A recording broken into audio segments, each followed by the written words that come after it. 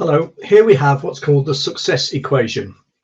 Talent, now talent means skills, aptitudes, whatever you're good at basically, plus desire, i.e. how much do you want to do it, plus optimism, i.e. how confident are you that you'll achieve it, plus action, i.e. doing something. That's what gives you success.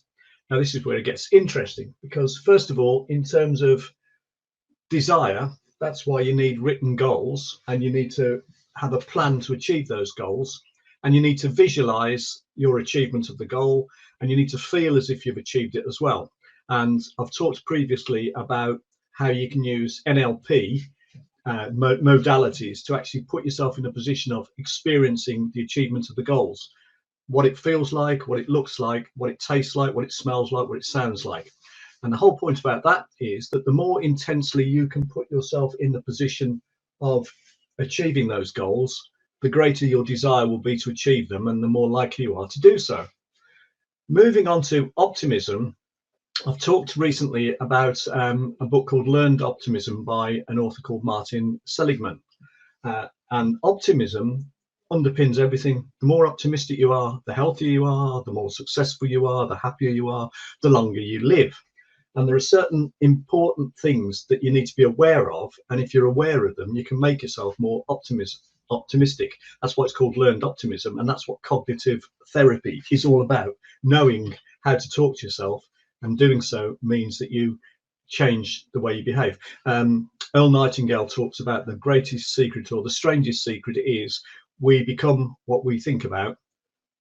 That's it. We become what we think about. So the way we talk to ourselves is very, very important.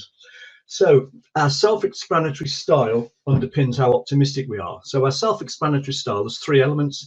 If something bad happens, do we think it's a one-off, or do we think it's something that always happens? If something bad happens, do we think it's because of our inbuilt nature, or do we just think it's a one-off part of us, or something to do with some aspect of us, but it doesn't pervade the rest of our lives? And if something bad happens, do we put it down to personal factors rather than external factors? So do we see it as being our fault, or do we see it as being the bad luck or other external factors? Optimism is the exact opposite. So in terms of being optimistic, if something good happens, you put it down to your internal nature. You assume it's going to happen normally to you, consistently, and you put it down to the fact that it's you that's caused something good to happen rather than external factors. If you're aware of that and you can actually talk to yourself in those ways, you become more optimistic. Now, also, the degree to which you can focus outside of yourself on the wider community also makes you more optimistic. So that's where things like public service, being on councils, working for charities, having a wider family, being part of a religious group, anything of that nature takes you out of yourself. And the more you take yourself out of yourself, the more optimistic you become. And then this other one's really important, and that is actions versus brooding or ruminating.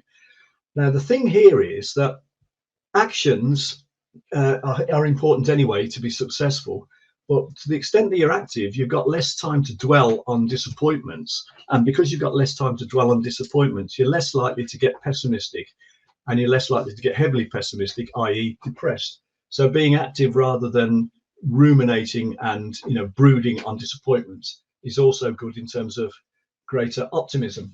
And then in terms of action, it doesn't matter how good you are at these things. If you don't actually do something, then nothing happens. So you have to take action. Now, this is where it also gets interesting, because this is where you need either the support of maybe a coach, or an alternative would be a mastermind group. Because what happens is a mastermind group is much more, I suppose, cost effective than working one-on-one with a coach.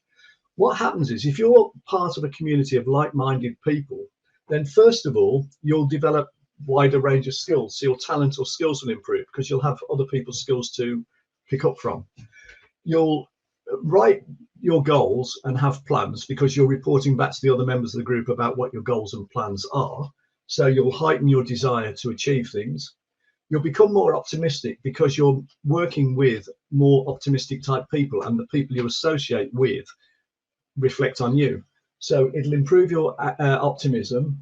It'll take you out of yourself because you're with other people.